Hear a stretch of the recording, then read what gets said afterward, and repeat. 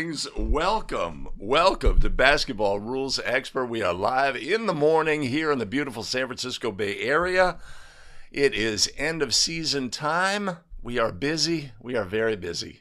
I hope everyone is doing well, staying safe, staying physically capable as the season wears on. Hope all are doing well. Thanks for joining us today for a mailbag episode. If you have any questions, I do see that my default appeal to put questions with a Q in front of them so I could find them. Ooh, look at that. If you put a Q in front, I can filter it out and not miss any questions anybody might have. Great to see everybody. Darwin Sonata from the Great Lakes State. Go blue. For now. We'll see. We'll see if there's a go green that comes into the equation.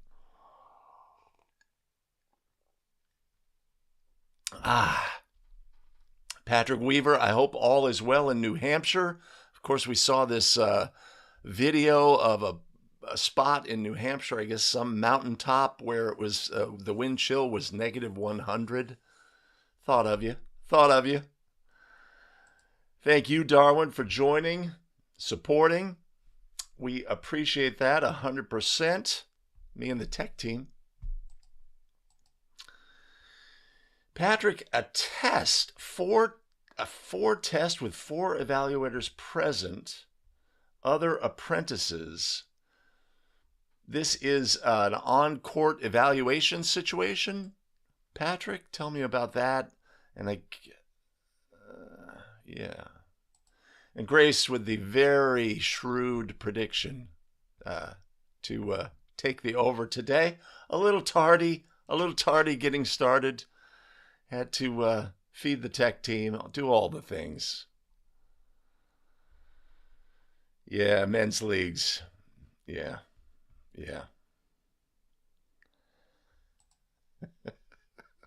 There's constant negotiations going on, Patrick. Constant. Thomas Platabors is in the house. I think I've pronounced that correctly. Let me know, Thomas. We have still not enjoyed the My Cousin Vinny. Hasn't happened. Eagles fan Rudy Fabry in the house. Cool. Much respect. What are you going to do? As a 49er fan, what are you going to do? Right? They beat us badly. Chip Clark. Well, the Florida contingent is strong. I'm sure Mike Connors will be taunting us briefly or in just a moment with the temperature from Florida.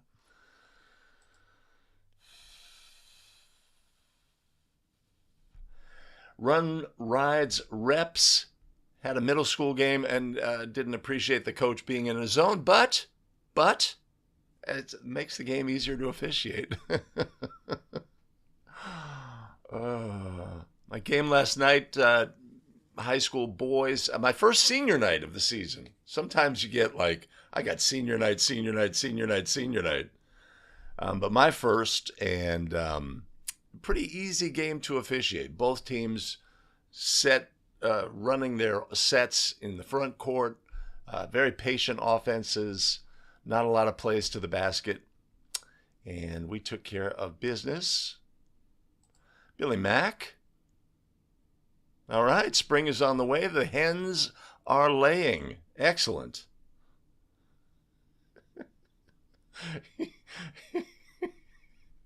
You should create some. You could do a little create your own YouTube show where you bring one of the hens out and there's a shadow, and yeah, you can make it happen. Sean Collenberg from North Texas. Good to see you, Sean. Awesome. Joe Rasa in the house. Good to see you, Joe. Missouri contingent, almost always super strong. Yeah, what do we have a commercial activity, Billy Mack? Let us know in the chat. Are you taking these very valuable eggs and putting them on the market. Tom Dart in the house from Toledo. Good to see you. Appreciate you. Leitner is in the house. Excellent. Montana, Rick. First buzzer beater on Saturday.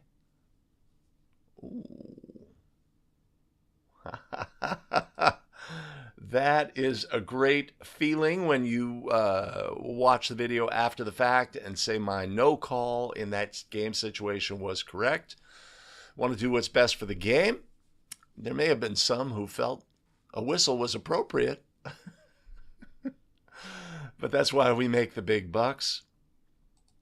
I don't know, Joe. I have a game on Sunday. I have a collegiate game. It seems like sort of a tacked on the end of the schedule makeup game or something. I don't know, but I will be out on the court in the morning hours.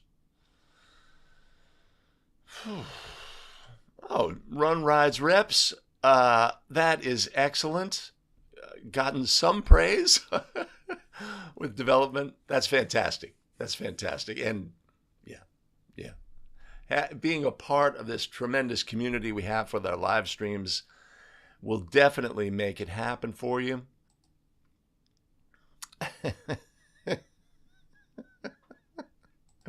Good morning, Mike Goodwin from Alaska. And Chris from Sioux Falls. Rudy, some would say it all goes to the tech team. Some would say, people are saying,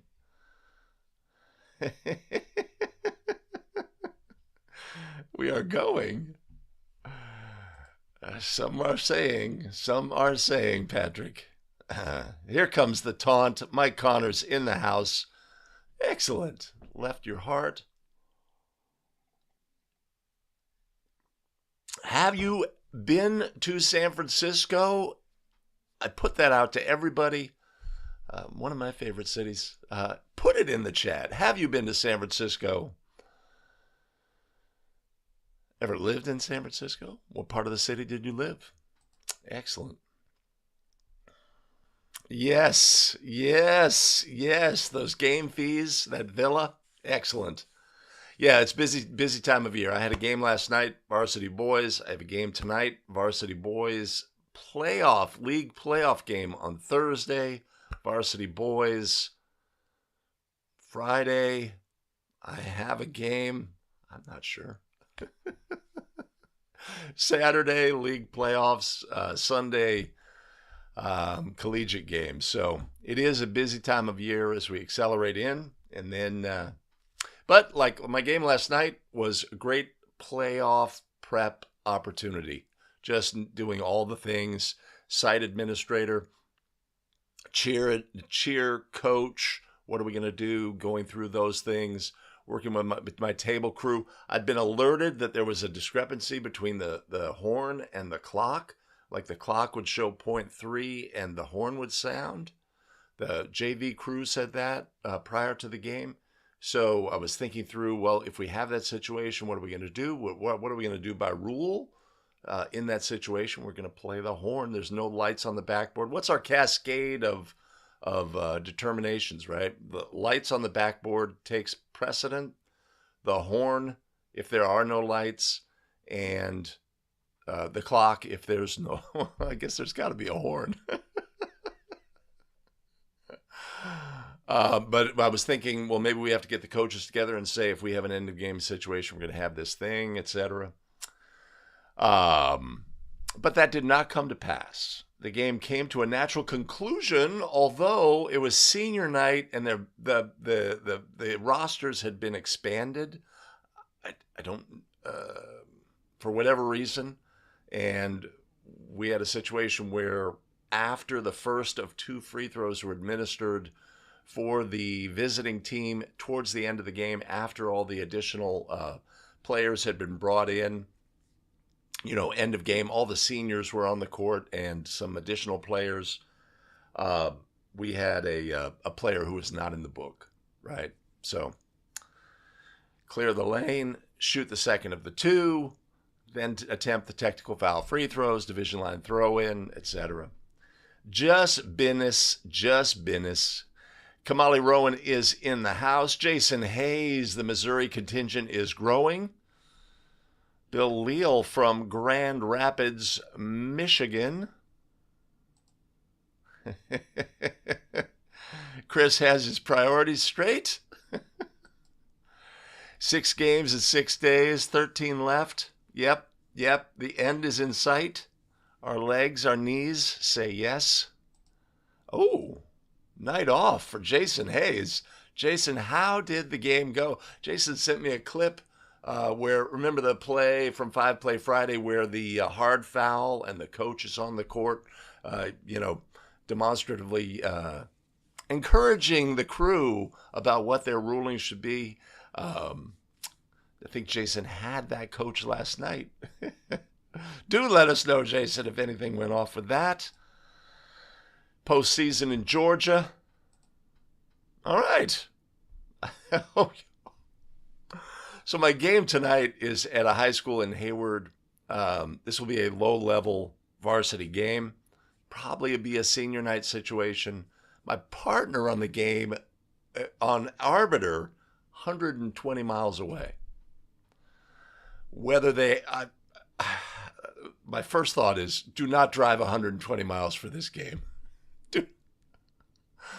Must be either working in the Bay Area or what have you. But yeah, don't come to this game. No, this is not the one. Ashton Dillon, good to see you.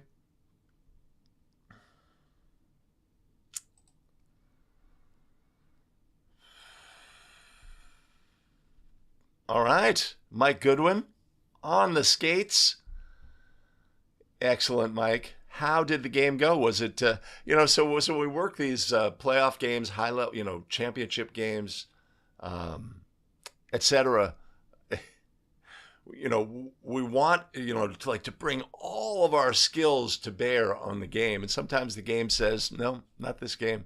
This isn't the one. It's either a lopsided affair or there's just not a lot that we have to rule on. Everything's very meat and potatoes, simple, etc. How did your game go, Mike? And congrats on that. Why Sports, good to see you. Good to see you.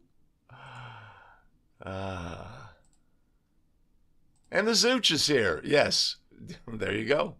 When the Zooch shows up, we are ready to go.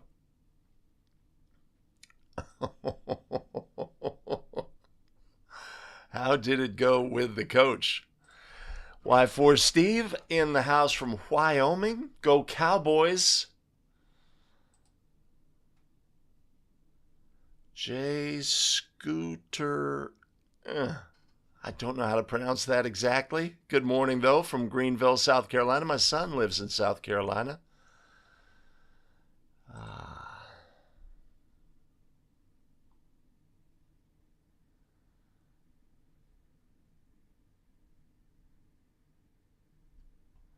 Bill, I'm not sure what you're asking about the coaching box when the play is on your sideline.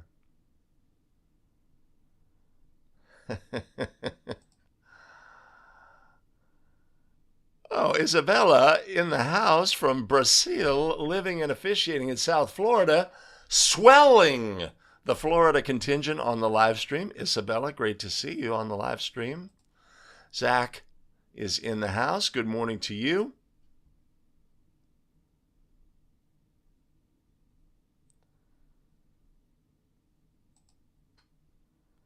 Thomas, I got your play submission. It was an incredible, compact breakdown. I had to like break it down into several components. We'll get to that, not on this show, but later. Dr. Cope, I like it. Yeah, you are when you are the when you have a brood, which we have had here at A Better Official World headquarters in the past, of course, it's there's an acceleration, and now you've got basically a glut of eggs. Can we eat this many eggs? Start distributing them to friends and family. Dr. Phil is in the house. Michael Hogue making an appearance. And from those in frosty confines, an appeal to Mike Connors to stop taunting. Excellent, Joe.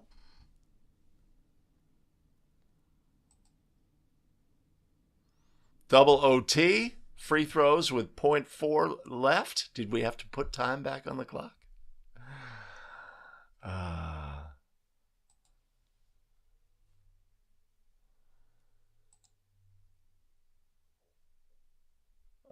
Excellent, John. Camp Parks in Dublin. Oh, okay. Okay, in the East Bay. I see. Yeah, Chinatown's awesome. Los Santon is in the house.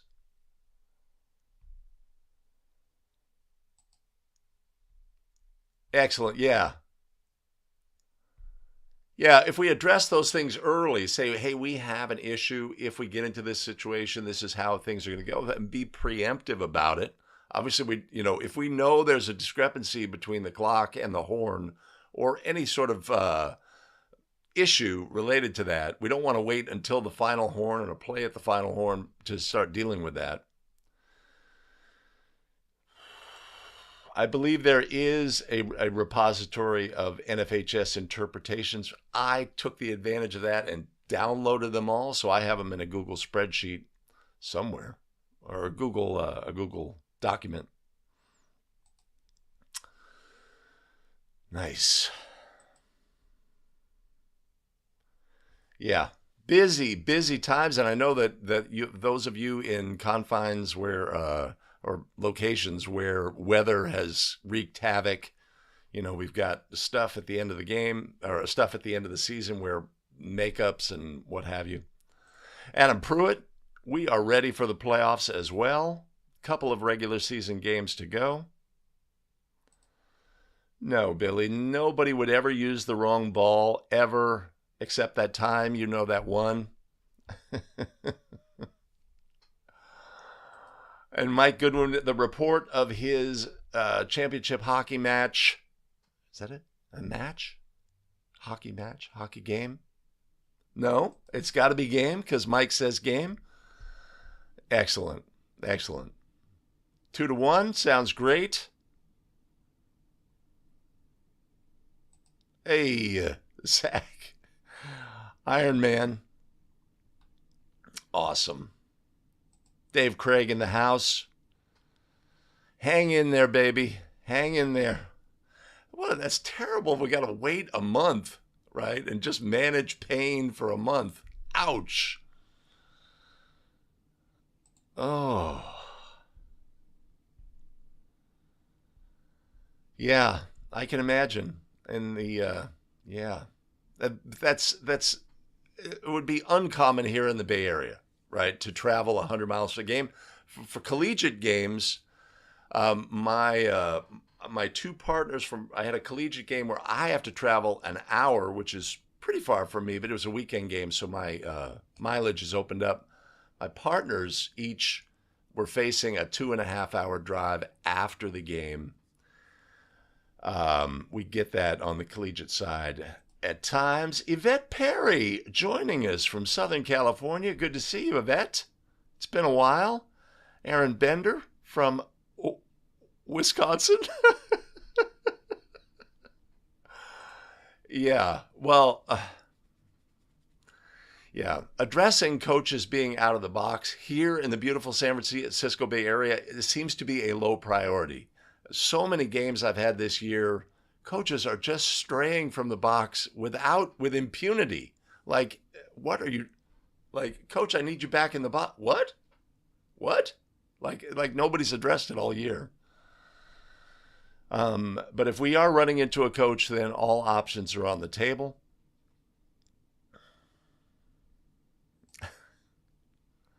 Oh, I see.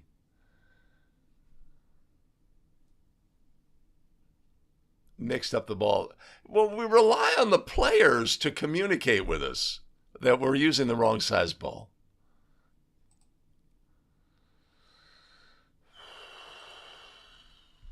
High school playoffs, probably league playoffs or your section playoffs starting. Our section playoffs will start next week here in Northern California.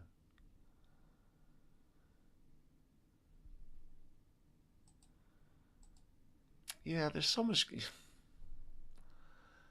that, I have to admit that's going to be the least of my priorities prior to the game. It's not common here in the Bay Area where we would do a girls game followed by a boys game or a boys game followed by a girls game if we're working a doubleheader or if we're at a venue and the previous game. It's usually JV boys, varsity boys, or JV girls, varsity girls. So it's not a common situation. But if you are working like a showcase where there is a transition between, that's a heads up. Hey, let's make sure. I may be able to do that, Mike. I may be able to do that.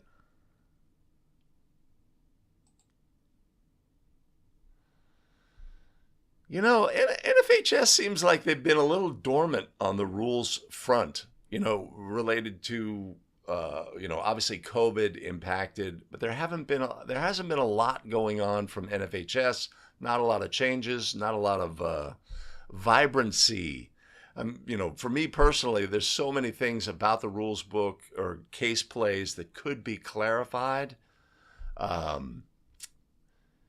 And yeah. I imagine there's reasons why it's a glacial pace for change at the high school level.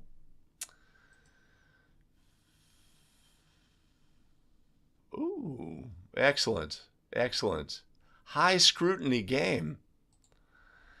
Peter, also in Alaska, also a hockey official. Veteran, was that the after two technicals coming out on the court? That one has not made the 5 Play Friday. Maybe it'll be on the upcoming episode. No, I'm not. No, I'm not.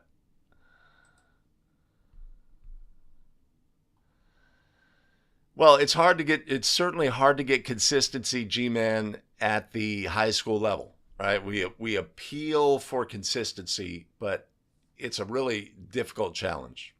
It's a difficult challenge, right? There's a great variation between the skill level of the teams, between freshmen and varsity. There's a great discrepancy between the skill level of the officials involved, especially these days when the need for officials is so great that maybe the acceptance of at the bottom end of, we've got our high level officials, the playoff officials, etc., the long time officials, and then there's an influx and maybe there's an acceptance of officials because we have to fill the games. So getting consistency is a challenge. Of course. All right. Randy Wilson is here. Good to see you.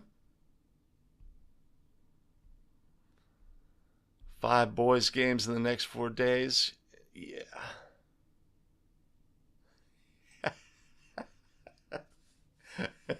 In Montana, it's just over an hour to drive 90 miles. Yes, that's the mileage issue here in Northern California and the beautiful San Francisco Bay Area. A little different. I think we're known as one of the worst traffic areas here. Okay, but with that, I think we are ready to go. Coffee is in hand. Coffee's running a little low.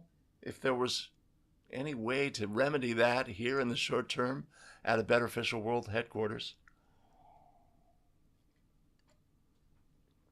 But we are ready for the mailbag episode, and we're going to go to this shot. Why? Because I can. My elite tech team sets me up with shots that are specifically designed for me to say, the end of the season is approaching. We have viewer questions submitted on our website. We're going to look at viewer submitted questions today. Stick around.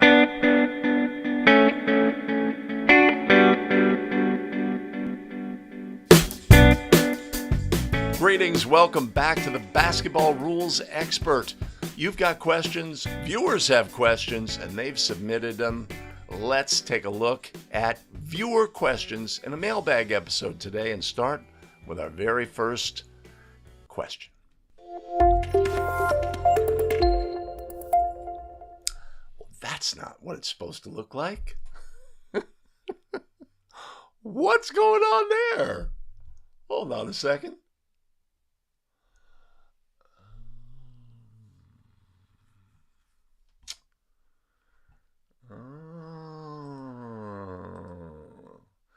The tech team has let us down.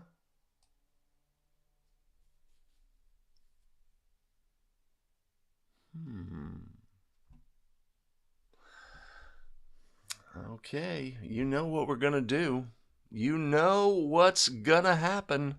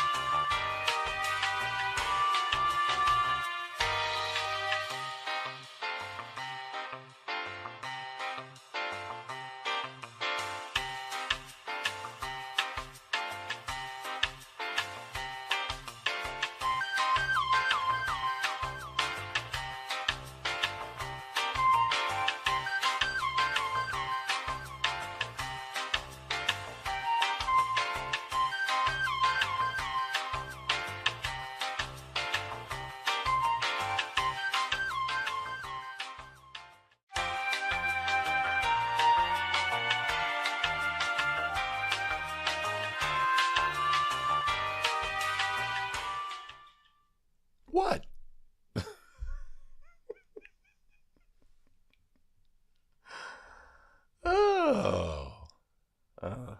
Give me just a sec. Oh, yeah, I don't know why that happened. But in any event,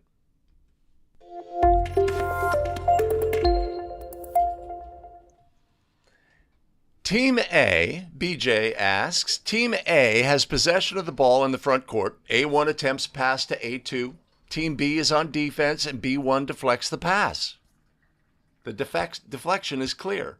The ball then bounces off of A2's foot, who's in the front court as well, and goes into the backcourt, where A1 is the first to get the ball and regains possession. Is this a backcourt violation, or is this clean and should play continue?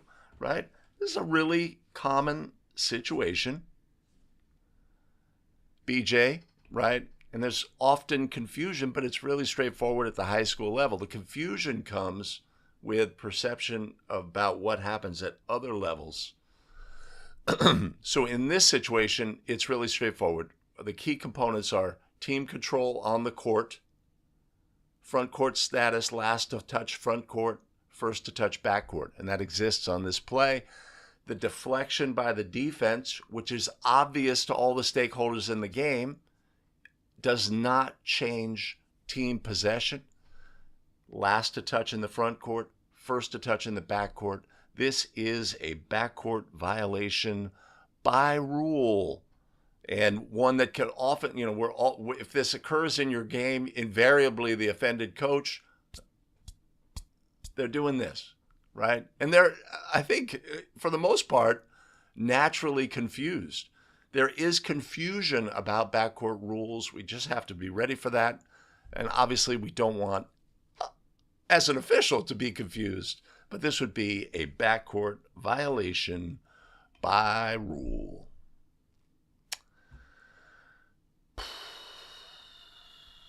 Very straightforward.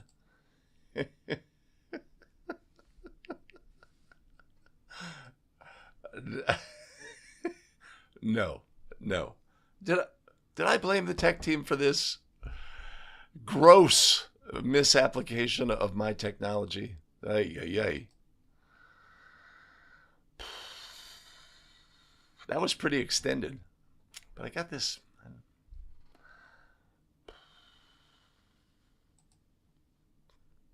Ah, that's good. I like that. I like that. Obviously, the rule is different with NCAA men.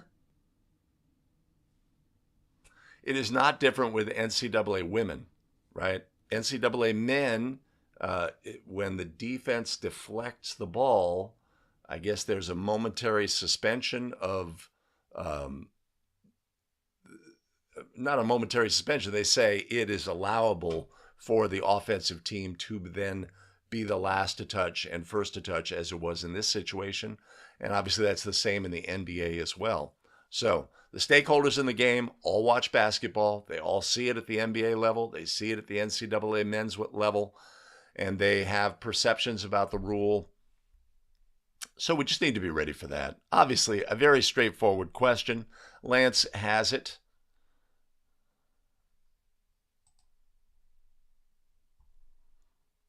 All right. Huh. Okay. Yeah, how you call your, youth games, etc. Ooh, a rules reference.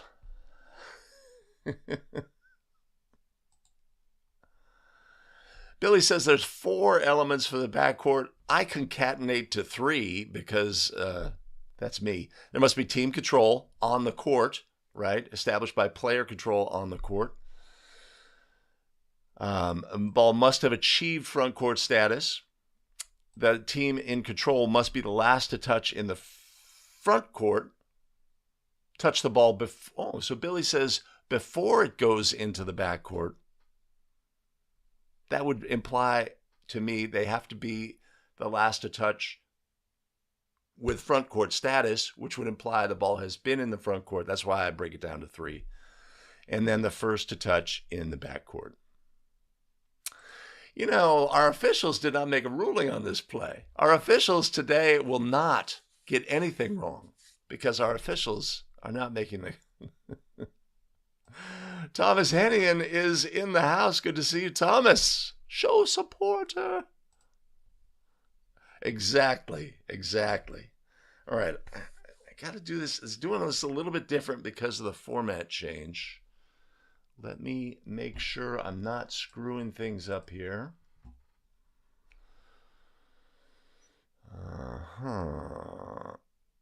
Because I never did the...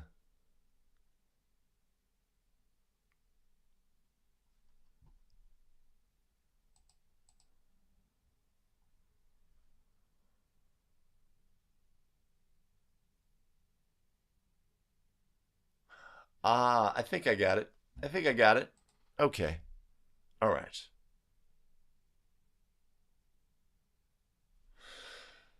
Okay.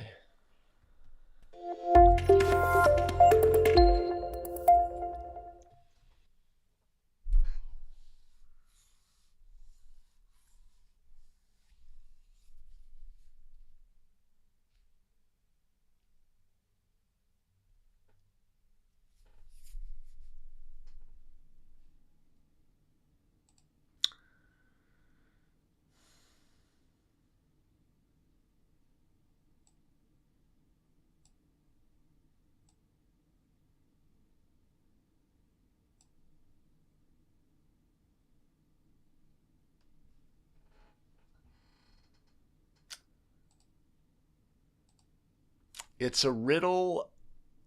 It's a riddle.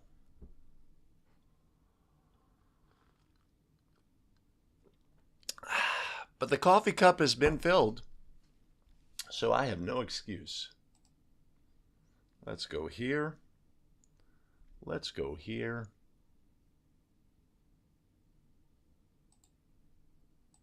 Huh. Oh.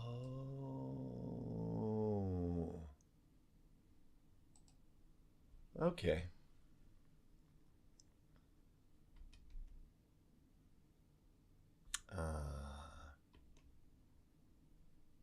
Okay.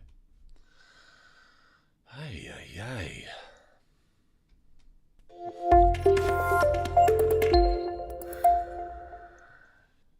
Twist on the pass deflected by a defender that goes towards the basket.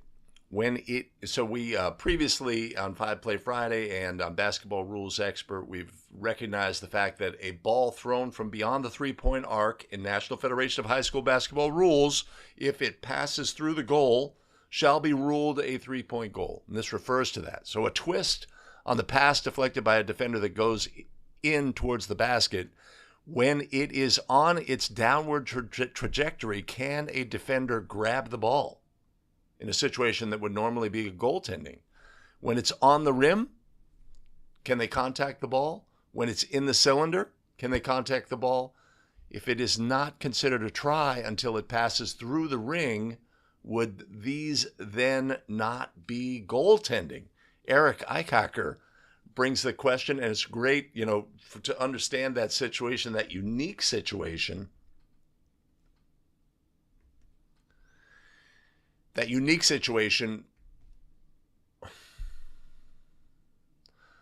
Presented by a ball being thrown from beyond the three-point arc that passes through the goal, right? It is not a try, but if it passes through, it's to be considered a three-point goal. So if it is not a try, can we have goaltending? No, we cannot. If it's not a try, can we have basket interference? If we contact the ball when it's on the ring, when the ball is on the ring, if we contact either the ball or the basket, that is basket interference by rule. Is a try required in order to have basket interference? No, it is not. You can have basket interference during a throw-in pass. A throw-in pass is contacted above the ring. That is basket interference by rule. Contacting the ball when it is on the ring, or contacting the basket, or contacting the ball while it is in the imaginary cylinder, is basket interference. I'm having a little brain fart on that.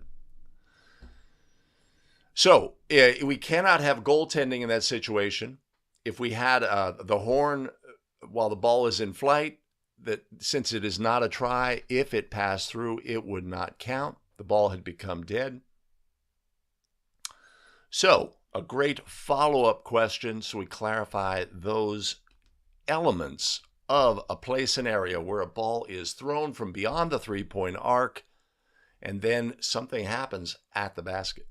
Obviously, if it passes through, we're going to score it as a three-point goal by rule using National Federation of High School Basketball rules and interpretations and case play. Yeah. Okay. All right. Are we on the straight and narrow? I think so.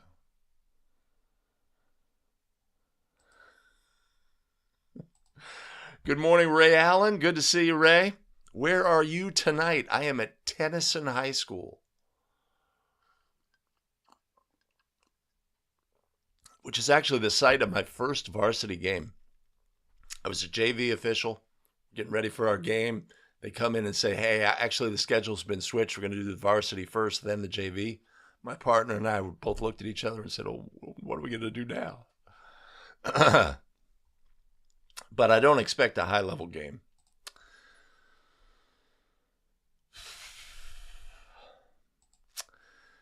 It can be basket interference, but not goaltending. So the reason I'm like befuddled, so we have a throw-in. The defense reaches up through the goal and contacts the ball while it is in the imaginary cylinder. Are we scoring 2 points in that situation? If we have basket interference by the defense, we're going to award 2 points. That's a unique situation.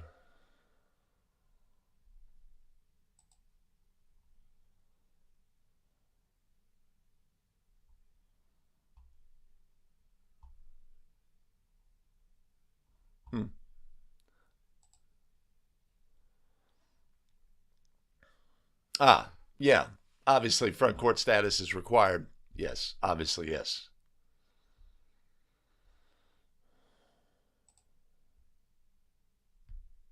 Ah, okay.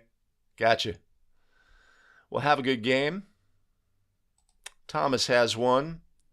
A1 and B1 both have hands on the ball. Two officials rule a held ball. Wrestling ensues. Coach races in to stop a potential fight.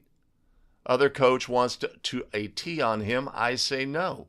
Right? If coaches, adults on the bench, coaches, assistant coaches, are allowed to enter the court in that situation, absolutely. And if they are there because the energy has risen between those players, absolutely, coach has that.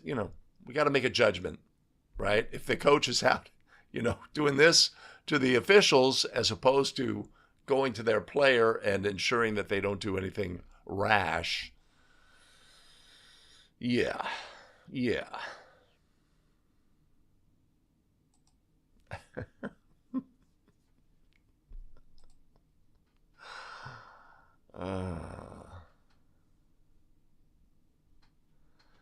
I don't know about that being a technical ever. And here's the bottom line, Michael. If Billy Mack doesn't remember, it was never a thing. It was never a thing.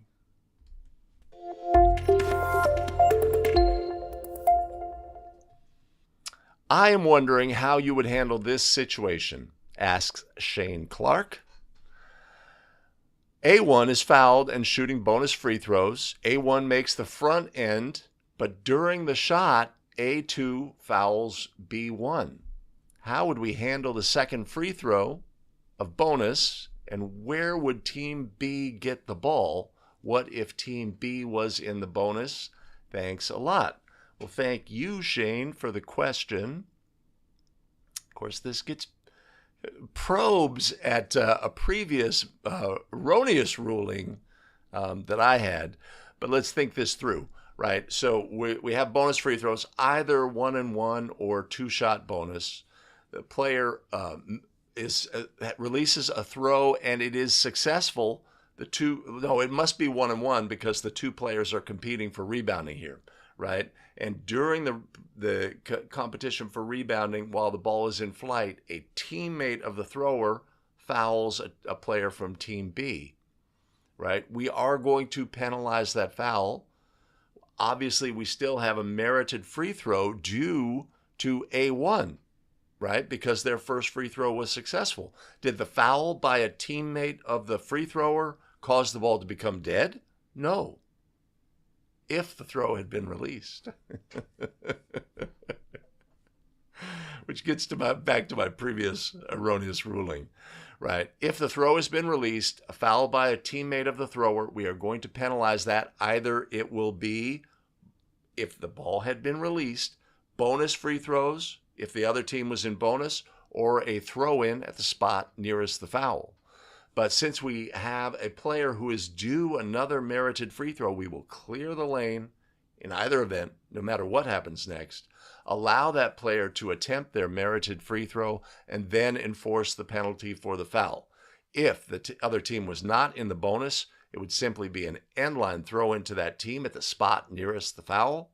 And if it was bonus, we would resume the game with bonus free throws at the other end for the offended player with the lane filled, and that would be how we resume play in that instance. In these moments where we have free throw violations, again, we always caution as officials, it's a situation where we can, for whatever reason, allow ourselves to be distracted from the game, right? So it's great to review these situations and so we can administer them with confidence when they occur in our game. Thanks, Shane Clark, for the question submission. Hold on.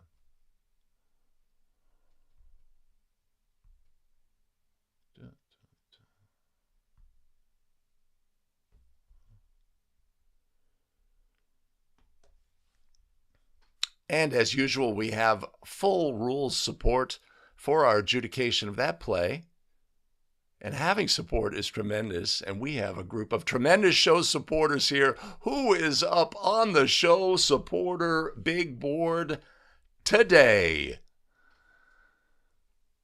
Joe Raza, Thomas Hennian, Jose Lansang Jr., Brian Kaplan, and Carmine Tutera. Much appreciated and much love. You want to support the show? There will be a link down in the show notes below, and I will put one up above. Tremendous. Hi, hi, hi. Steve says, pump it up. Let's all hit the like button, even here at a Better Official World headquarters. All right. So obviously in the free throw scenario we just described, if the foul by the teammate occurred before the release of the thrower, this would be a team control foul by rule, and there would be no resulting free throws, even if the other team was in the bonus. A rules scenario that I misadjudicated twice before we finally corrected it.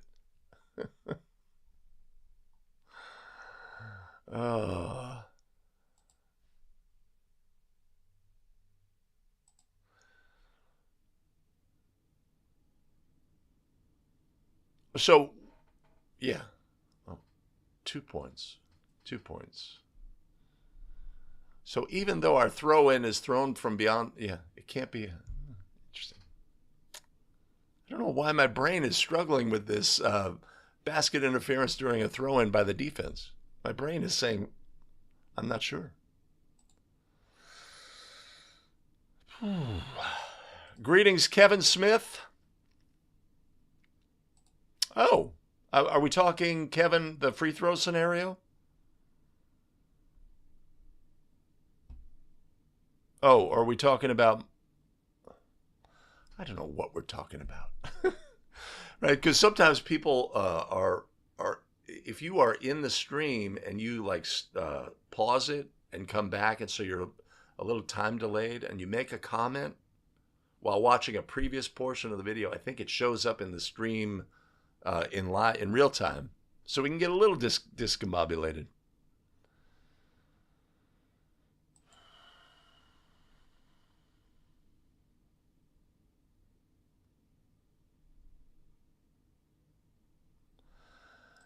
Well, that's where we make the big bucks, Thomas. If that coach who maybe had license to come onto the court in a situation where a fight may break out, right? Or adults, assistant coach comes out, they grab the player, and they say, you guys need to control this game, etc.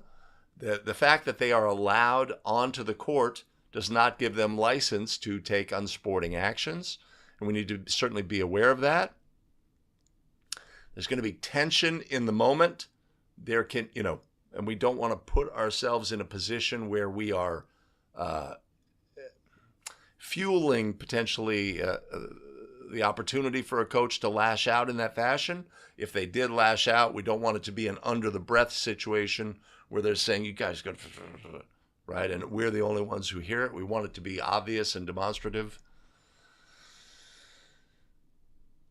But obviously, the ability to come onto the court to potentially help in a situation where a fight may break out gives no license whatsoever for a coach to verbally abuse or have any sort of unsporting actions, either to the opponents of his team, right?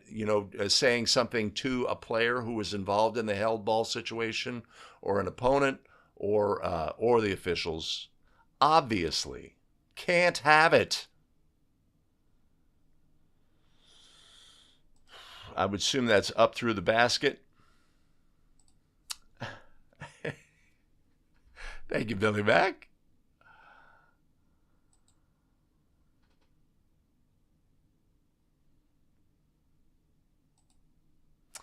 Thank you, Chip. I don't know why my brain is just like, I'm at a loss. That's funny. Yeah, we want people who are there to help. If school administrators are going to come onto the court and, help in that situation. It's all welcome, right? We love assistant coaches who turn to their benches and they may step onto the court, turn to their benches and say, everybody stay. This is all good, but as I had in my recent fight situation, we have an assistant coach who's on the court and takes that opportunity to come get in the face of the officials and address them in a sporting fashion, and unfortunately for them, receive a flagrant technical foul in my instance. It's just not licensed, right? It is not licensed.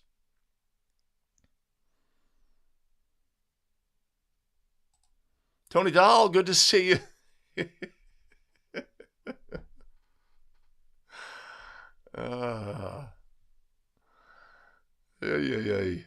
Okay. All right. And I do that. And I do that. See, I got a problem with my...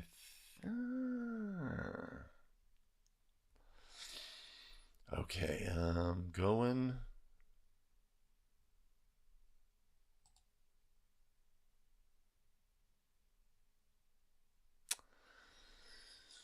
All right, so Kevin has one. Player on the home team gets fouled in the second half. Maybe it's right in the front of the bench. It's adjacent to the bench. Player who just left the game on a substitution leaves the bench. Oh, okay. So maybe they were still standing or they had yet to find a seat. But they leave the bench area to help his teammate up. What do you have?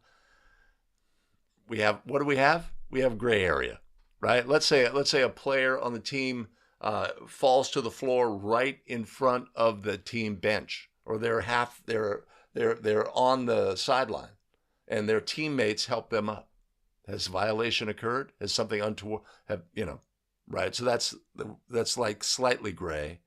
Let's say they were a couple of feet onto the court, and the same thing occurs. And then let's say it happens on the sideline opposite the table, and they leave the bench area and go help. So there's gray, right? We have a situation where we're in the front court. A violation has occurred, or let's say a foul has occurred, and the ball ends up rolling into the backcourt towards the team bench. And somebody from the bench steps onto the court and throws the ball back to us, right?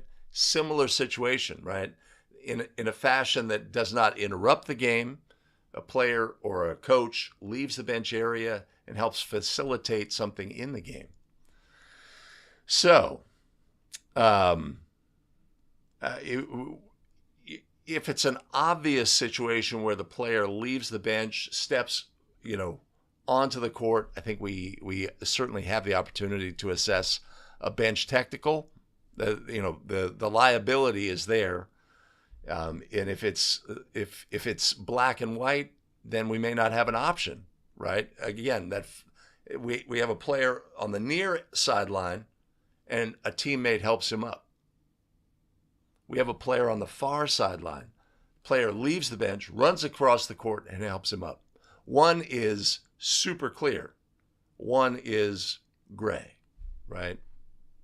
So that's where you're going to make the big bucks. Yeah, I have a play where that exact same situation happens. I think Jason Hayes has a play where a congratulatory player gets fouled and one, teammates leave the bench, help the player up, sort of in a celebratory fashion. Then we have an obvious situation.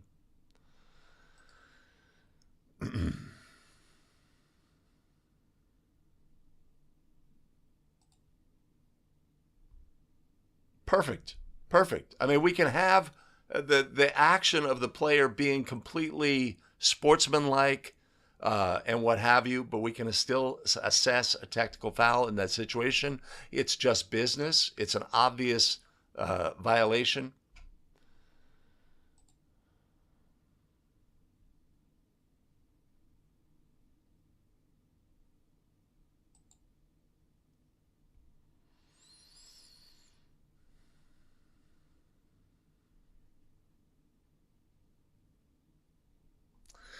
Okay. All right.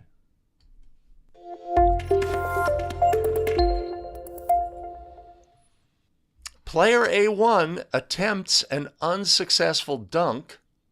Player A2 grabs the rebound and successfully dunks the ball while A1 is still on the rim from the original unsuccessful attempt. Is that basket interference under Rule 4, Section 6, Article 1? Basket interference occurs when a player touches any part of the basket while the ball is on or within the basket. Asks Dan Ravencroft. Sorry, Dan. And it's a great scenario, and it's one that will be featured on 5 Play Friday. We have the accompanying video. It's from a collegiate game. Player goes in to dunk, right? Misses the dunk, hangs on the rim legally, then comes back, reaches for the ball while holding the ring, but his teammate grabs the ball and dunks it immediately thereafter while the player is still in contact with the ring. And the rules reference here is appropriate. A player while the ball is on or in the basket. So when the dunking occurs by the teammate, the teammate from the original dunk is still contacting the ring.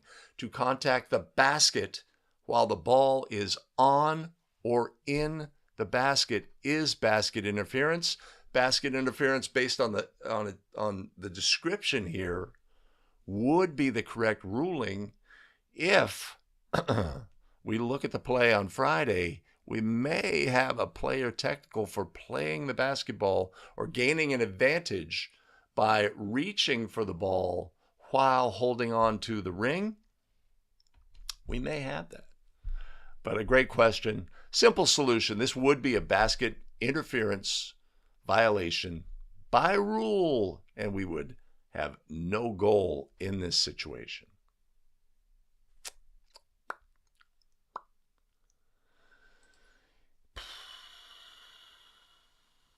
Yeah, it's a rapid fire situation.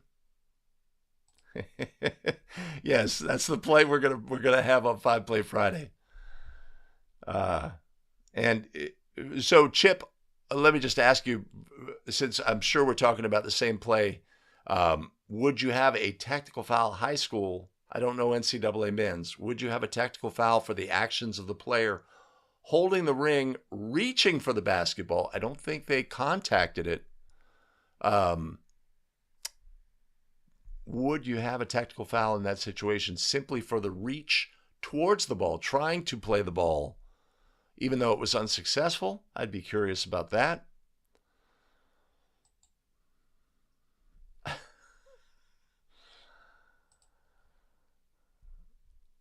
Greg's got no goal.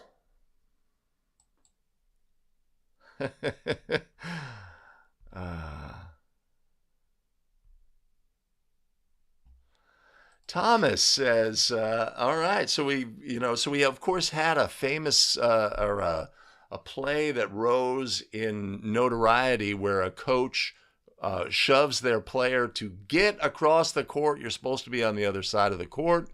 Girl player, male coach, player stumbles off balance. Was this a heinous act by the coach? Some form of child abuse, etc. was sort of the vibe of the situation, but it's something we see. It's not an uncommon situation where coaches,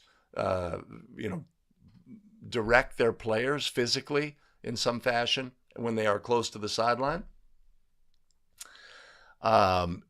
If you had a situation where a player was falling out of bounds and the coach like kept them from falling out of bounds, would we have an out of bounds violation? Would we have an unsporting action? That'd be an interesting question. So let's say the players are going to save the ball. They collect it. They have 1 foot on the court. They are looking for somebody to throw to, but they are falling out of bounds, and the coach holds them up. Is that player out of bounds? I'm drawing a blank. Is that an unsporting action? What do we have on that play? Oh, man.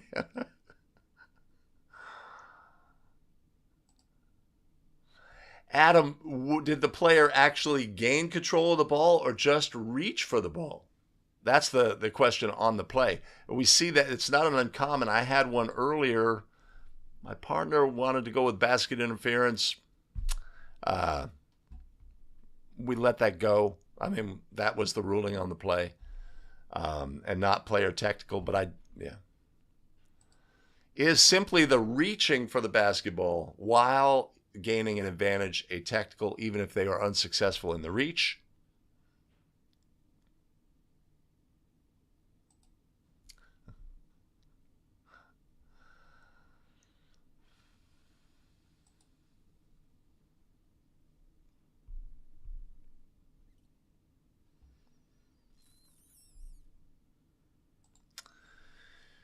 So Zuch says we have to have a player. That player has to contact the basketball in order for it to rise to a technical foul.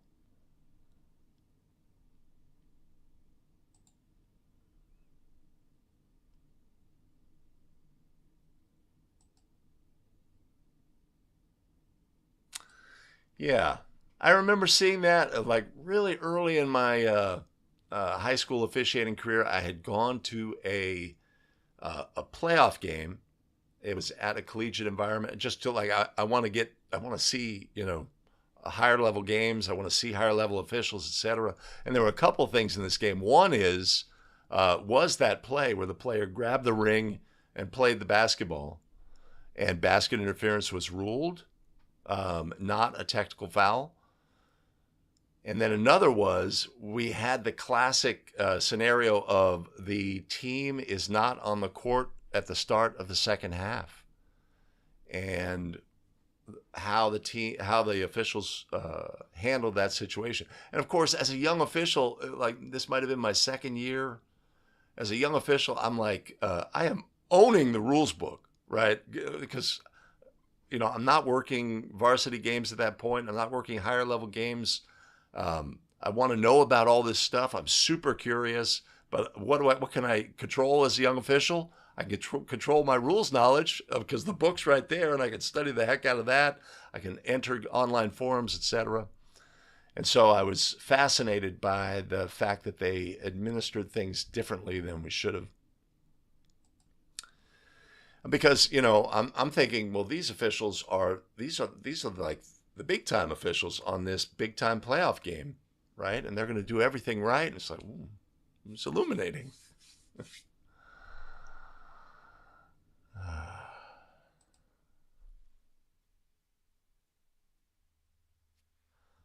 Uh-oh. Casey's pointing out last night at a game in Kansas, an official ruled a player control foul, but allowed the goal to be scored.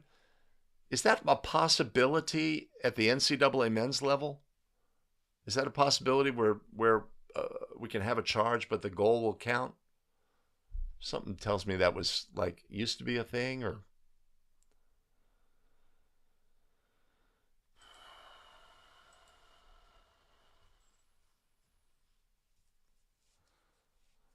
yeah, I guess the question is in the intent.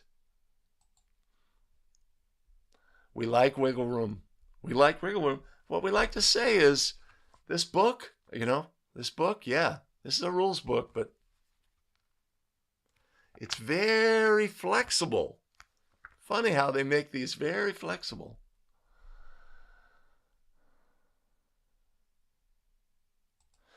Yeah, so it's the rule says it's the act of contacting to gain an advantage, which does not say, well, we have to contact the basketball, we have to grab the basketball and dunk it, etc. But there is flexibility there, I'd say.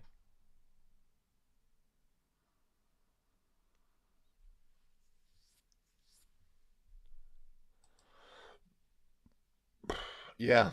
NBA two-person officiating is fascinating to watch because they will go strong side in, you give them just a fraction of a second and they will go strong side and work both sides of the court, as if it was three-person, just with impunity. I mean, just like, It's not even a question. We're not worried about that sideline. Of course, I don't know. Like if we have an out of bounds call on the other sideline, I don't know that we can't go to the monitor or anything to do that. Yeah. Yeah. But it's fascinating to watch. Rick King in the chat. Good to see you, Rick. Appreciate that. Yeah, that's an option as well. Okay. Okay. I'm getting the hang of this. I got a rhythm. Going. Okay.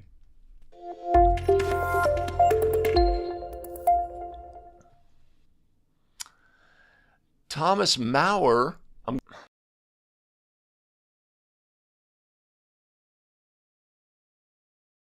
A1 is in the front court. Attempts to pass to A2. A2 misses the pass. The ball goes into the back court. A2 runs after the ball, but as the ball is heading towards the backcourt end line, the ball is grabbed by bench personnel. So if not grabbed, would have been an end line throw-in, but it was grabbed from A's bench. How do you handle, and is there a rule or case study showing this?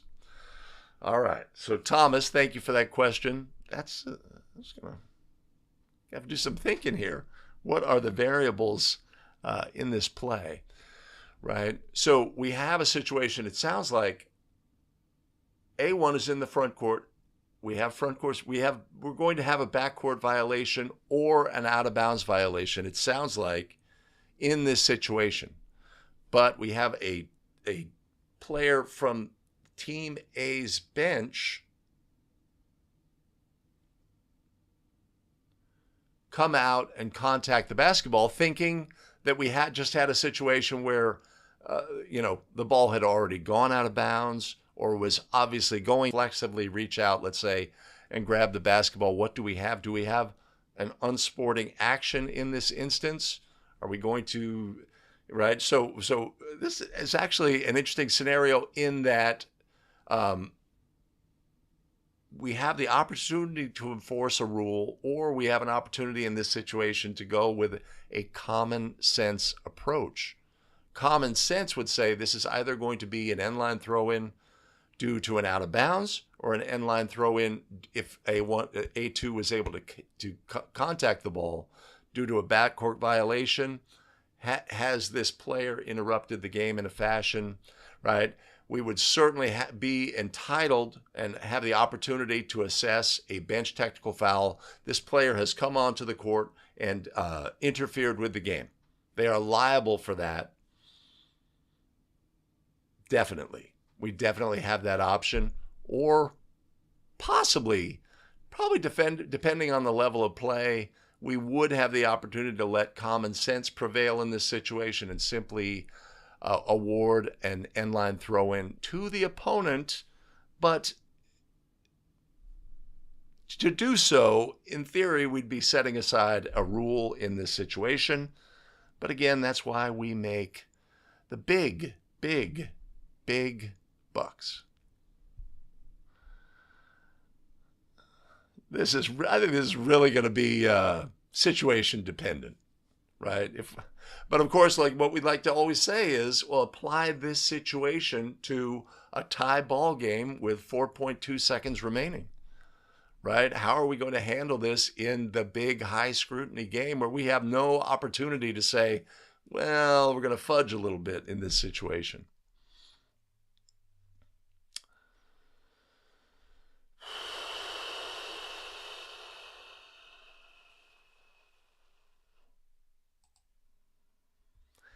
It does sound like it, Mike. Yes.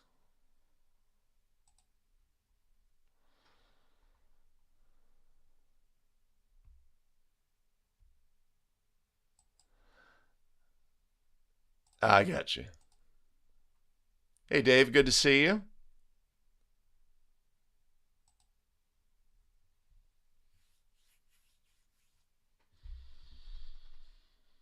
Yeah, it's It's a situation. So if it's a youth game, I know how I'm handling this. Common sense is going to prevail. If it's a game that's been decided, common sense is going to prevail. If it's a game where stuff has happened and it's a competitive game, we don't really have the opportunity to say, this should be a technical foul, but I'm going to set this aside. That would be my approach, right? The ball is in the front court. The ball is passed to a teammate. He misses. It's obviously going out of bounds. It sounds like from the play scenario. And a player from the bench trying to do good steps onto the court and grabs the ball.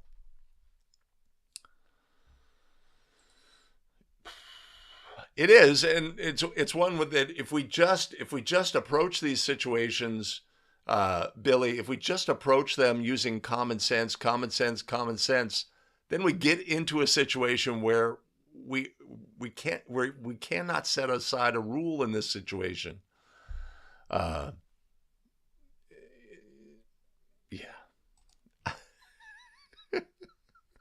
a stern talking to. Because it's going to be just like the previous scenario where the player helps their teammate. They're a good citizen. They are a good citizen. They are trying to do the right thing for the game. They're trying to be helpful. But, we see when a ball is heading towards people, they reflexively catch. They don't avoid unless you're an official.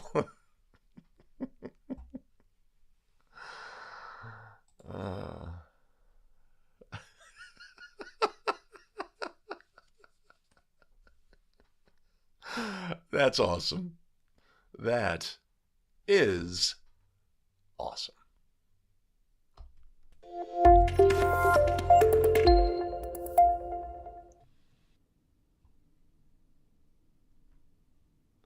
Is there a sound playing when that happens? When the transition? I'm not hearing it. Hold on.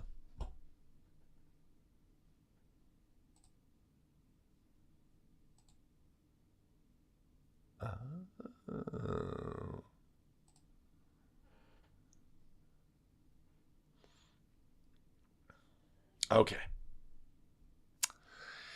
Ralph Klosterman writes, I am a rookie first-year official. Could you please explain the closely guarded 5-second rule and when it ends? Yes, we can do that, right? So closely guarded in National Federation of High School Basketball rules, when a player is holding the basketball and a defender is within 6 feet, a closely guarded count shall be begun by the official who's adjudicating that matchup. The player has, within the 5 seconds, the opportunity to release a pass, to then dribble the basketball, shoot the basketball, or request a timeout. All of those opportunities are there, but if they fail to take any of those actions within 5 seconds, they are liable for a 5-second violation. That is a player who is holding the basketball. Also, National Federation of High School Basketball rules when a player is dribbling the basketball. Again, the same restrictions apply. They have the opportunity, in this instance, they'd have an opportunity to shoot, pass, request a timeout, or pick up the basketball, a player who's dribbling the basketball. And they must do one of those things within 5 seconds of a player being closely guarded. Now, when a player is dribbling the basketball, the 6-foot closely guarded distance is something that we're going to have to judge as basketball officials. It's maybe going to be a little less obvious. They are close and then further apart, close and further apart, right? There's a screen set. One player is closely guarding, and then another player from the opposite side of the screen picks up our dribbling ball handler. Is that player still closely guarded, even if it's by a second player in that instance? Yes, they are. So we're going to have to make a judgment in that instance. Of course, the scenario that is often brought up is, so we have a player who catches the ball and begins a dribble, and they are closely guarded, and we have player catches the ball and they are being closely guarded, they are looking for something to do, we are counting as basketball officials. We have a count. They dribble the basketball and are still closely guarded. Now we have a new count, a separate count for the closely guarded while dribbling the basketball. And then prior to the 5 seconds being closely guarded, they then pick the basketball up, which they're allowed to do, and are still closely guarded. And then we would have yet another closely guarded count, and they'd have within 5 seconds to do one of the things. In that instance would be to pass, shoot, or request a timeout. And if they failed to do so within 5 seconds in any of those scenarios along the way, they would be liable for a 5-second closely guarded violation. That's a pretty good explanation. Yeah, the sound did play. My speaker was turned off due to the vagaries of my show today.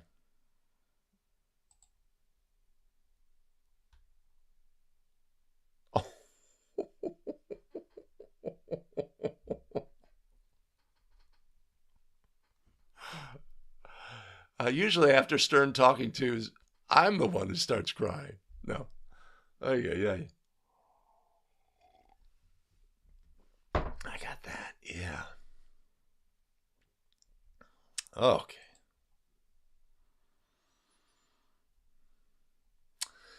Yeah. I guess officials are going to they're going to have an approach to closely guarded, right? They're going to have an approach. Right? It has to be obvious. It has to be engaged defense. Is it just the proximity, or is it an actual defender who's defending? The variables that, officials use in terms, because it's a lot of work, all these counts. I'm so glad in California we now use the shot clock for our 10-second backcourt count. Almost always.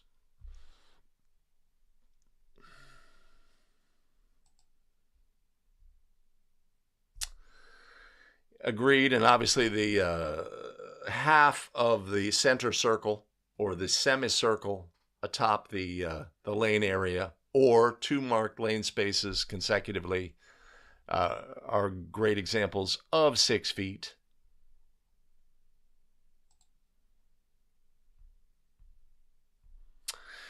Or I guess like 14.7.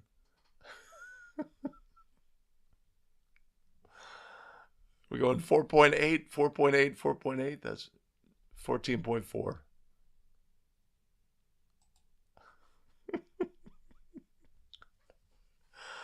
Oh, tremendous.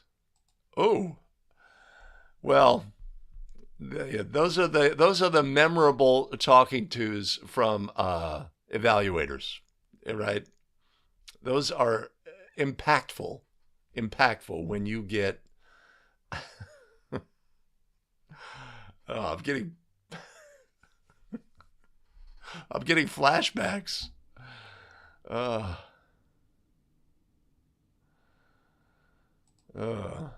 It's on the agenda.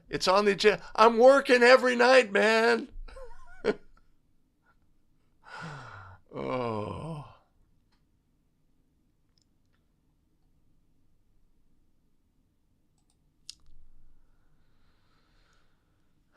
Thomas, is that what the rule says?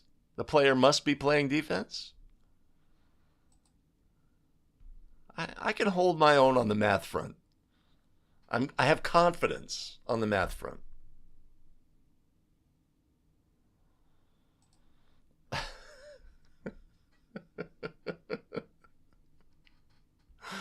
Dear diary, I had an evaluator make me cry today.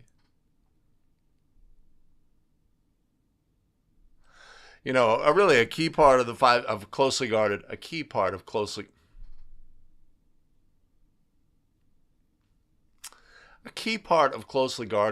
situations that you can't ignore is optics. If you have a defensive coach who expects a closely guarded count we need to have a closely guarded count. Even if it's borderline, right? We need to be recognizing that we need to be proactive and be on this, right? We don't want to be in a position where the coach is yelling, "You've got to have a count," right? Or something like this. We don't want to open that door. Sometimes it's a bit of theater that we have really, not extravagant. We have the amplitude of our mechanics is very visible. It's very showy, right?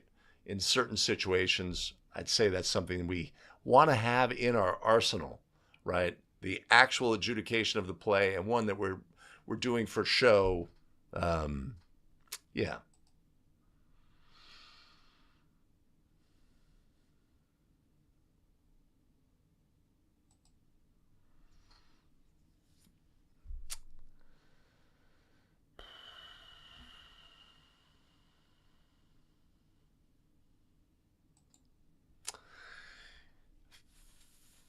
We can understand that. Is it intuitive? Right? But if one of us, that coach and us, one of us is paid to know the rules, coach.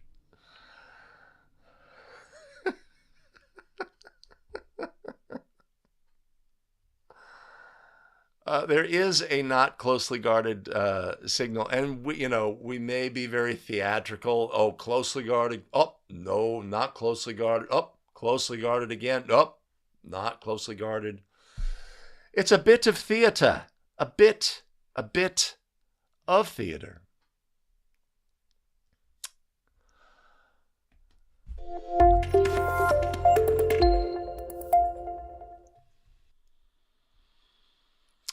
Larry Prince asks, are inadvertent contact to the head or face common fouls always a technical foul at minimum? Right? So when we have a player who there is contact from player A to player B in the head or face area, what are the options? A technical foul at minimum, right? So let's clarify that situation. If we have live ball contact, first of all, live ball contact can never be a technical foul. So the play scenario we're describing is we've got head contact by an opponent. What level of foul would this be, right? And we're going to make a judgment play. This is a judgment scenario. What is possible in this scenario? We can have a common foul. A player in a rebounding situation, let's say, turns with the basketball and contacts an opponent with the upper arm, let's say, right? Can this rise to the level of a common foul? In this instant, let's say a player control foul, simply just a player control foul? Yes, it can. Can this be an intentional foul by rule where the contact is excessive, right? Maybe we catch the player in the face with an elbow in a fashion that was not a natural part of our body movement. Definitely can rise to the level of an intentional foul. And in a case where a player, let's say, grabs the basketball, sees an opponent, and with intent and force contacts that player in the face with their elbow, can that be a flagrant? Absolutely, right? So in a situation where we have head contact on an opponent, can be either a player control foul, a intentional foul, or a flagrant foul. All three options would be on the table. We could have a no call in this situation as well. Let's say the contact was incidental and marginal, right? Just a brush or something like that with the contact. Oh. Okay, not much on that. I'm going there.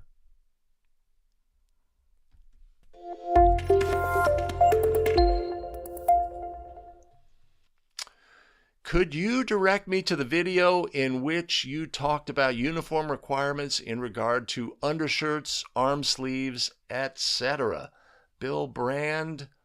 Thanks for that, Bill. I will put a link. Where am I going to put that link? I will put that link right here to the 5 minutes on officiating where we discuss that, right? I will put two links, one down in the show notes below, or both in the show notes below, to two videos, one a longer video where we talk about player equipment, etc., right?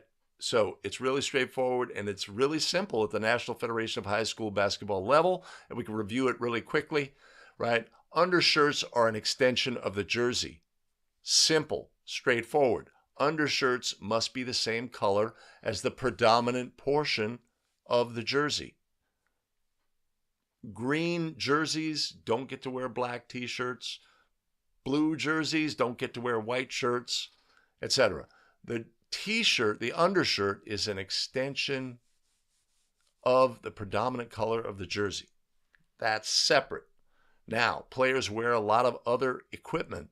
They have headbands, they have wristbands, they have arm sleeves, they have elbow pads, they have knee pads, they have tights, they have leg sleeves, they have shin sleeves, etc. All of these things are considered to be what we call part of a package.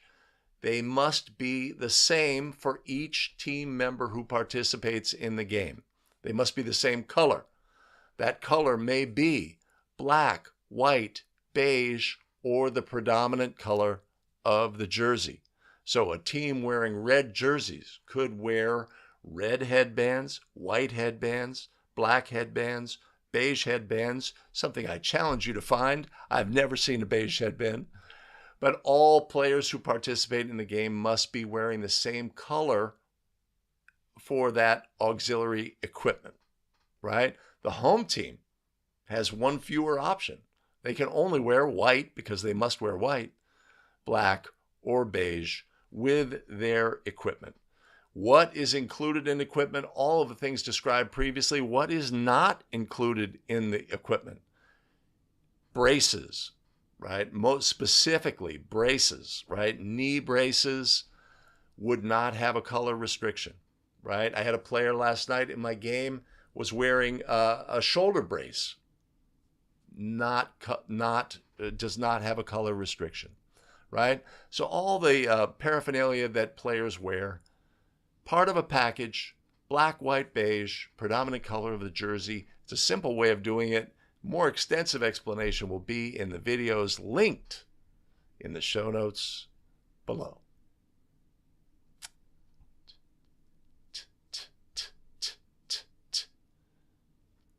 Kevin Brooks, good to see you, Kevin. Hey, that 2012 season that caused us so much grief. Contact with a stationary elbow may be incidental or a common foul. An elbow in movement but not excessive should be an intentional foul. This is very, very logical explanation. A moving elbow that is excessive can be either intentional foul or flagrant personal foul. That is correct in all approaches.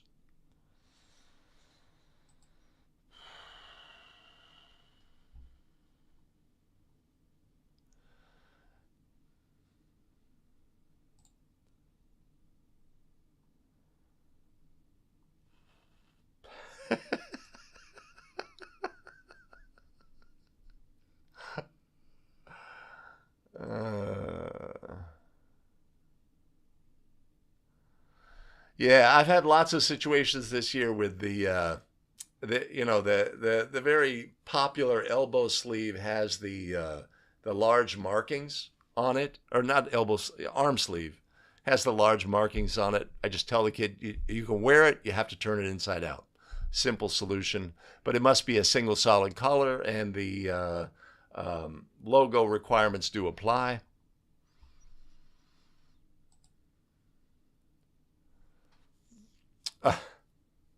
Adam, I'm with you 100%. 100%. For me, the test is, right, if you ask somebody from the stands, hey, grandma, right? What color is that undershirt? And it's a light blue, and their uniform is dark blue. What color is that? What's she going to say? It's blue, right? If it's blue, it's blue, right? We can have varying shades. We're not picking nits. This isn't like NCAA women where the game's going to be on national television and it's a thing, right? That is not where you want to pick nits, in my opinion. I mean, if the answer to the question is that what's the color of that undershirt? It is blue, then it's going to be legal. Of course, Billy Mack's going to say, oh, that's periwinkle.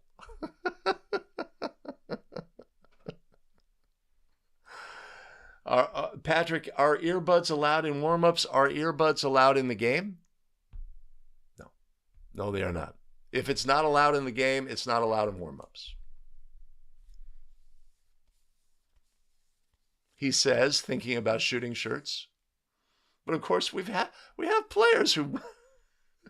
I love the situation where the excited player off the bench runs to the table and runs on the court wearing their shooting shirt or what have you.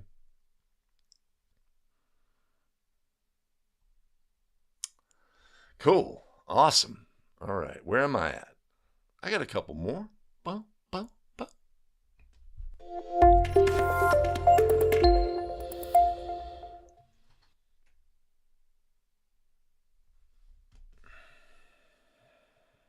Player A is dribbling the ball. Player B attempts to foul A by extending his leg into the path of A. Player B's athleticism escapes most of the tripped attempt and maintains his dribble and path. However, slight contact is made. I call intentional foul. Is that the correct call? Should I have called anything at all with minimal contact? That's from Jim Miller, and it's a great play scenario to think about, right? The implication here is that this was an intentional act by a defender attempting to trip a ball handler. And that's a key part of the equation. In that situation, if we have any level of contact related to an intentional act of attempting to extend a leg and trip that player, that would definitely be an intentional foul by rule. Now, remember that intentional foul does not depend on the severity of the contact. The contact in this instance may be slight, but the combination of the intent and the contact would definitely make this rise to the level of an intentional foul. If this was simply the player had their guarding position was illegal, and they had an extended leg, and the player was able to get past that extended leg by using their athleticism and not be affected by it, we may have no call in this situation. But if you're in your judgment, this was an intentional act by a defender, it should definitely be penalized as an intentional foul. 2 shots to the offended player or their eligible substitute, and a ball to the team at the spot nearest the foul.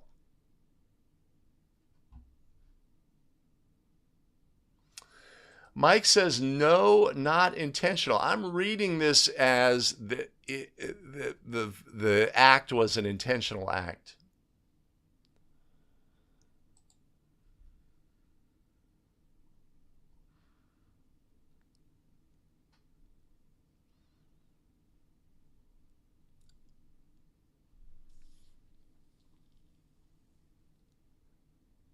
Ah, interesting.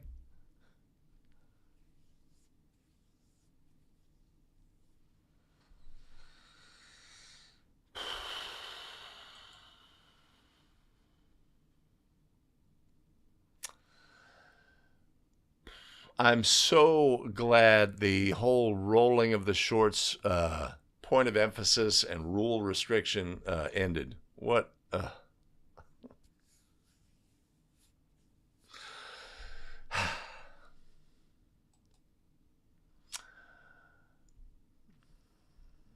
Laker fan is in the house. Good to see you.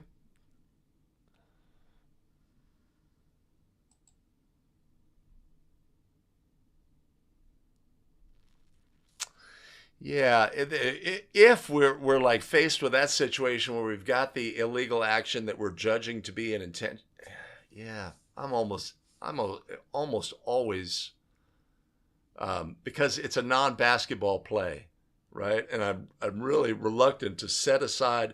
We're going to disregard a non-basketball play because the player is imminently in position to score, right? And that's going to be a tough decision to make in that moment, and err on the side of don't penalize a non-basketball play. Right? To me, when I read this question, it's non-basketball play, intentional act, malicious, needs to be addressed immediately and directly. You may read the scenario and see it as a little bit different than me, but that's what I'm seeing when we see extending a leg into the attempts to foul by extending.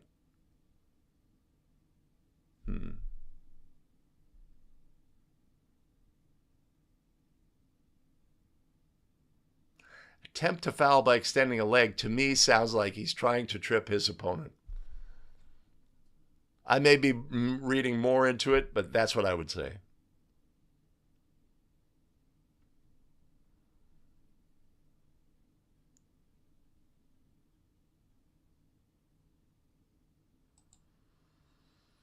Billy. Of course, I posted a play. Will I post it on 5 Play Friday? Where I make a call on a rebounding situation where a player falls to the floor, has their legs, has their knees raised. Defensive player grabs the rebound, trips over that prone player on the floor with their legs raised, in a situation where the losing team was down by 10 points with a minute to go and I ruled a foul. Did I set aside a rule? Would I do it again?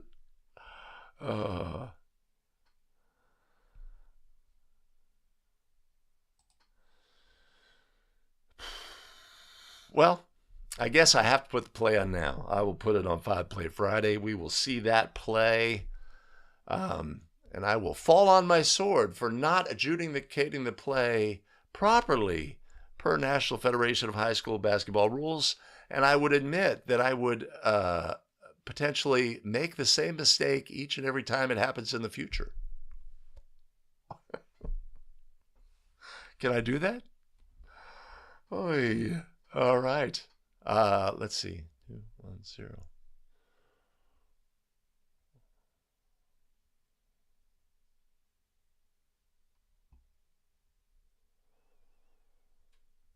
Okay. All right. We're down to our final 3 viewer submitted questions. Remember, if you have a question to submit to Basketball Rules Expert, you can find it at our website. I will put a link above.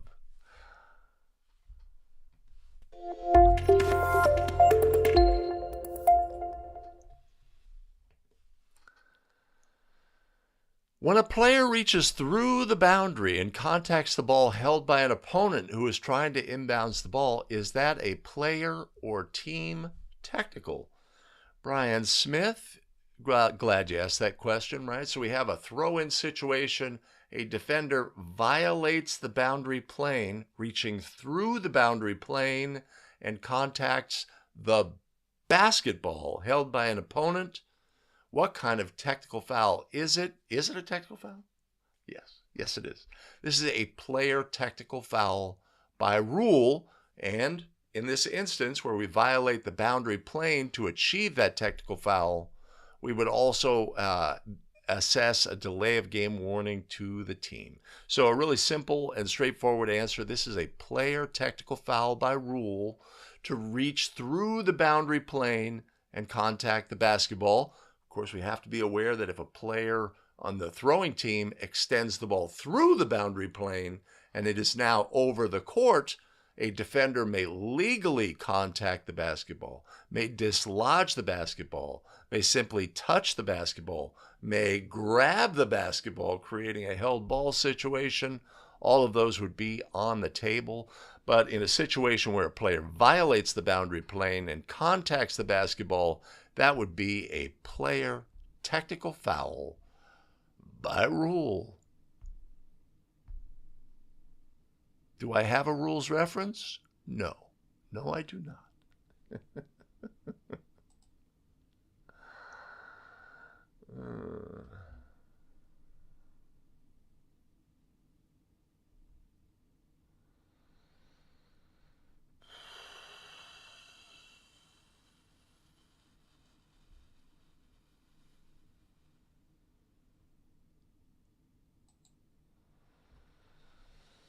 People do know that tripping, and so is the calling official on that play. So, going back to the tripping the player, so the player on the floor can only who's entitled to that position on the floor, right? Mike Connors, when you posted that play where we had the flopping player and then the contact on the when the player was on the floor, my first thought was, oh, the shooter had landed and then contacted the player on the floor, and it was going to be an entitled to their position on the floor scenario. That's an aside. But if a player's on the floor and NFHS says they're legally entitled to that position, and my rebounder falls over that prone player, it cannot be a foul by rule unless the player takes an intentional action. If they take an intentional action of raising their legs on purpose to trip the player, then we have intentional or flagrant. So we cannot have a common foul when a player falls to the floor. Is that my understanding? That's off the table by rule.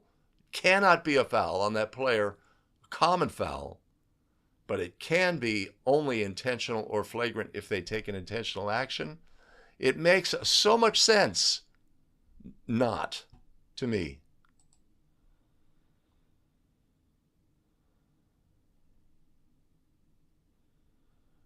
Random stuff. I will look for that. Thank you for that.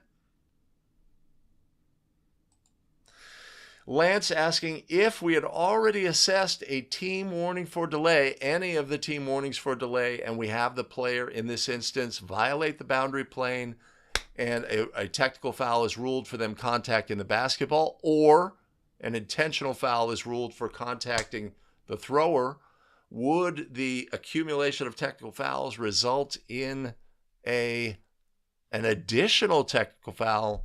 And the answer would be no. Fortunately, NFHS provided a case play saying that only the primary action, the contacting of the basketball player technical foul, would be enforced in this situation. Of course, the previous warning for delay, if there was a subsequent action which would rise to the level of a warning for delay, that's still on the table in the future. But given that there was an intentional foul or a technical foul in this situation, we would not assess the second action. Correct.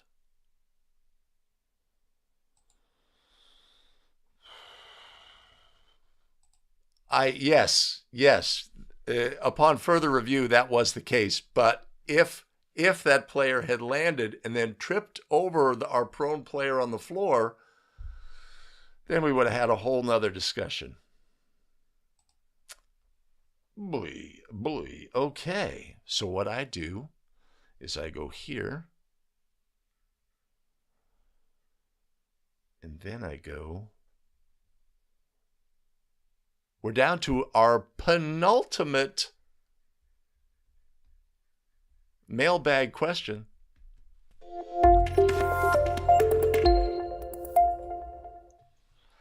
Shooting a free throw, the front end of a 1-on-1, the ball comes to a complete stop and is resting on the back of the rim. If it was a two-shot foul, I would have ruled it a miss and shot the second one. The ruling here was that Anthony's ruling on this play, Anthony Solis, thank you for this, was that this is a held ball situation, and we would go to the arrow to see who would have the resulting throw in. So 1-on-1 situation. free throw attempt, the ball comes to rest on the flange, right? That's the back part of that holds the ring.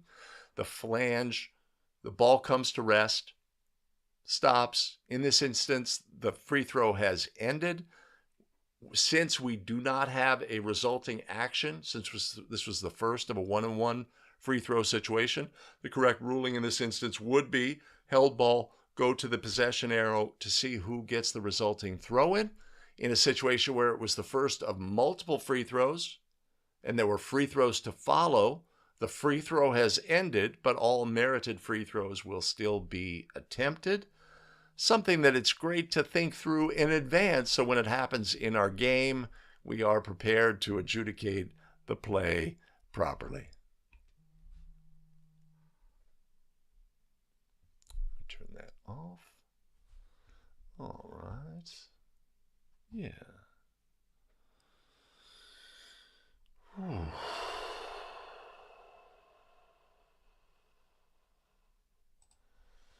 Yeah, is it like on the PGA Tour when a putt on a windy day, a putt like rolls, it's right on the edge. Maybe it's oscillating just a little bit.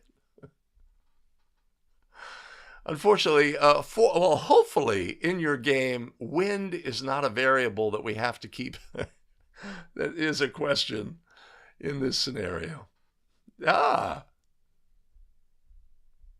Good question. Good follow-up. A possible.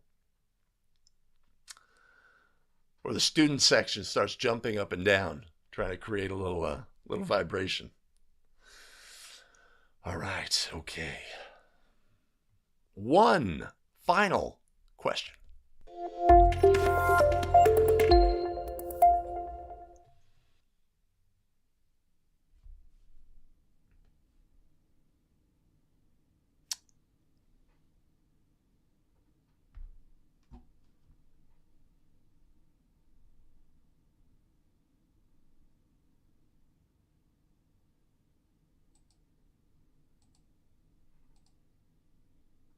Guess what? That was the final question. Huh. Interesting. Go there. Go there. All right, let me do a wrap here, and then I'll be back. I'm going to go there. All right. Thanks to all who submitted. If you have a question you'd like to submit, I will put a link on the screen. I will put a link in the show notes. I will put a link up above.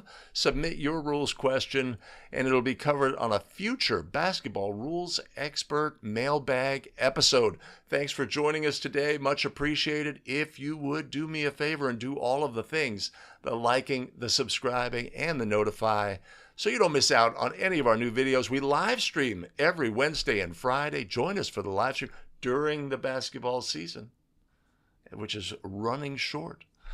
Allow me a moment to thank those who fuel our broadcast, our tremendous show supporters. Joe Raza, Thomas Hennian, Jose Lansang Jr., Brian Kaplan, and Carmine Tutera. Much appreciated and much love. You want to support the show? There will be a link down in the show notes below, and I will put one up above. Allow me to thank all who joined today, and I have for you additional video content available here. Here is last week's Basketball Rules Expert. Here is this coming week's 5-Play Friday. How can I do that? Make a choice, choose wisely, and we'll see you in the next one. Take care, everybody. Whoa, that was rough.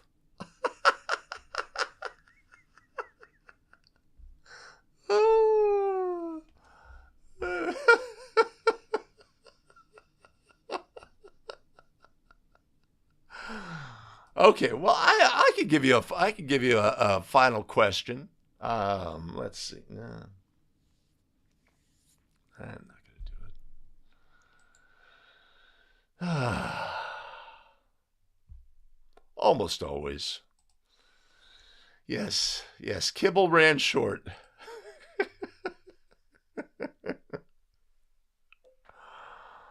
Oh.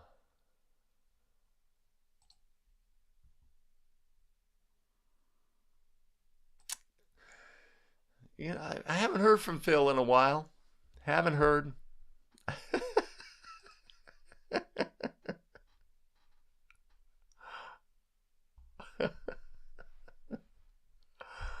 Oh. All right. What time is it? It's 9 a.m. here in the beautiful San Francisco Bay Area. All right. Do we have stuff to do? Yes. Yes, we do. So, again, I have a high school game tonight, high school game tomorrow, high school game the next night, high school game on Saturday. Holy cow. And then a collegiate game, final collegiate game of the season on Sunday. I hope everybody with assignments is able to, first of all, stay upright, manage all of the physical ailments that befall us here at the end of the season.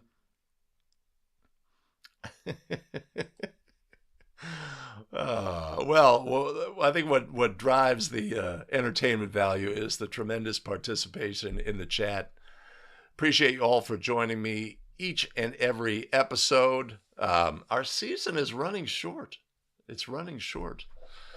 We'll definitely keep the 5-Play Friday going for several weeks, but what are we going to do with Basketball Rules Expert? What are we going to do?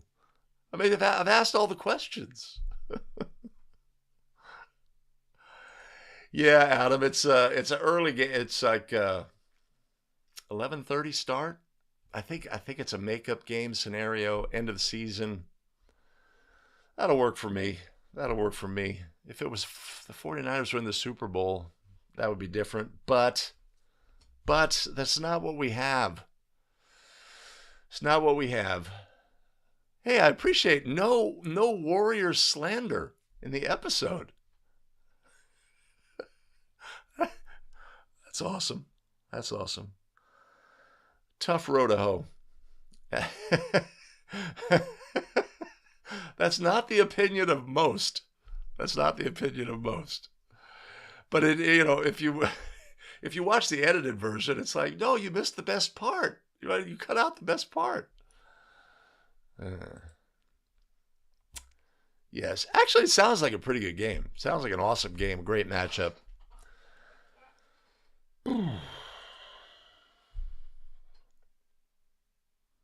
Well, we are nothing if not repetitive. That is for sure. All right. I am going to wrap it up. I'm going to let everybody get on to their day. We'll see you on Facebook groups until Friday when we have 5-Play Friday. Join us. I'm sure we're going to have some great plays, well curated and crafted. My elite tech team is in the other room right now. They're obviously not working on this live stream, but they are in the other room right now crafting so that the audio, the video, the video move in, move out is all super solid. So, yeah, we'll see y'all on Friday. Make it a great one. How do I go to my final scene? Yeah, that's it. That's all I got. See you, everybody.